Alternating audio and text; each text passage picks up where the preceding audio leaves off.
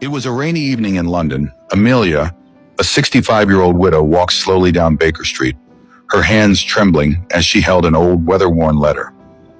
It was from her husband, Edward, a Royal Navy officer who had died decades ago in the Falklands War.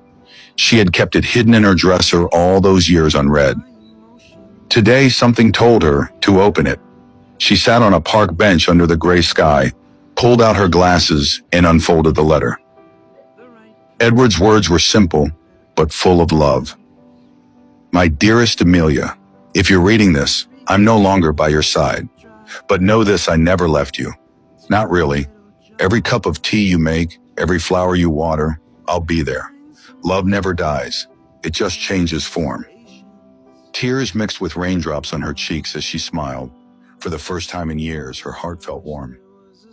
She stood up, looked at the sky, and whispered, "Thank you, Edward."